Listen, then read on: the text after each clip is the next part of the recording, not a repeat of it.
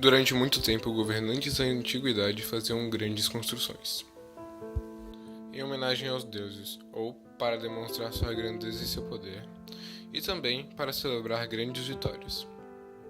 Dentre todas essas obras, um escritor grego chamado de Antípatro decidiu selecionar um total de 7 grandes monumentos. Apesar de ser grego, Antípatro citou apenas um monumento construído na Grécia, a estátua de... Mas, todas as construções que Antípatro citou foram perdidas. A única que ainda pode ser vista é a Pirâmide de Gizé, que fica no Egito. Um fato comum entre todas essas obras é que elas eram grandiosas e provavelmente muito importantes para o governo local, pois algumas tinham como objetivo mostrar a grandeza e o poder do governante, que ordenou sua construção. E quanto maior, mais poder e recurso ele teria. Havia também aquelas com mais de uma função, como o farol de Alexandria, que tinha como função iluminar o caminho das embarcações. A perda dessas construções é realmente uma lástima, porque elas poderiam dar uma visão totalmente diferente sobre as civilizações que as construíram.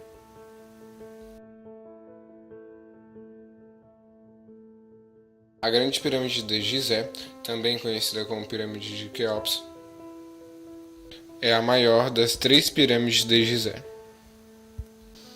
Ela foi encomendada pelo faraó Quéops para abrigar seu sarcófago e começou a ser feita pelo ano de 2250 a.C. A construção, com cerca de 138 metros de altura e 52,9 metros quadrados, demorou em torno de 20 anos e contou com mais de 100 mil trabalhadores para ser construída. Ela é a única das 7 maravilhas do mundo antigo que ainda permanece em bom estado de conservação. Para presentear suas esposas, o rei Nabucodonosor II mandou construir um magnífico jardim. Construído no século VI a.C., cada andar era decorado com diversas plantas e árvores frutíferas, apoiados por grandes colunas que chegavam a medir até 100 metros de altura. Isso dava uma impressão deles serem suspensos.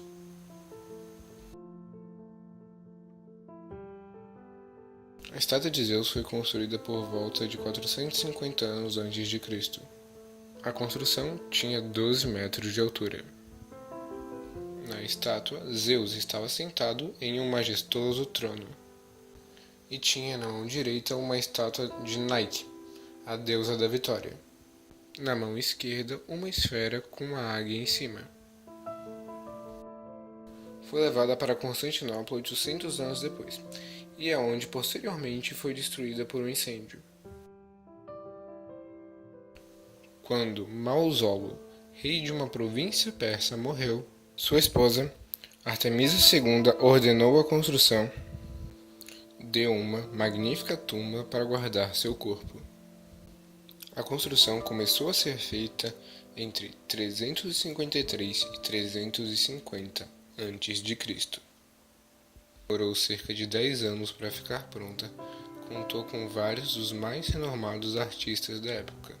A estrutura tinha cerca de 1.200 metros quadrados, 50 metros de altura e contava com 36 colunas. Todo esse mausoléu provavelmente foi destruído por um forte terremoto que destruiu a cidade de Halicarnasso. Em homenagem à retirada das tropas de Demétrio, foi construída uma gigantesca estátua inteiramente de bronze que servia de entrada para a ilha de Rhodes.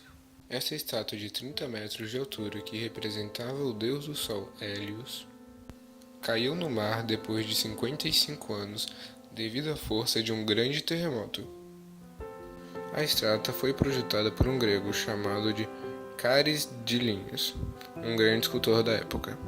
Na mão direita da estátua havia um farol, que servia para orientar os navegantes que chegavam à ilha de Rhodes.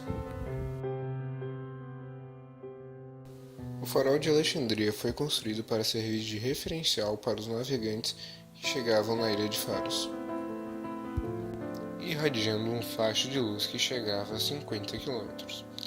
De noite, a chama do farol era alimentada com óleo, e de dia pelos raios solares, que eram refletidos por meio de ferro ou bronze polido. A torre do farol media aproximadamente 150 metros de altura. Foi construído de pedras com revestimento de mármore branco. Por causa do nome da ilha, Faros, até hoje todas as construções com o mesmo objetivo são chamadas de farol.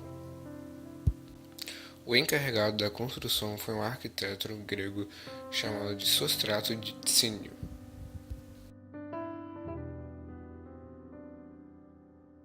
No século VI a.C., Creso, rei da Lídia, ordenou a ampliação de um pequeno templo na cidade de Éfeso, feito para homenagear a deusa Ártemis.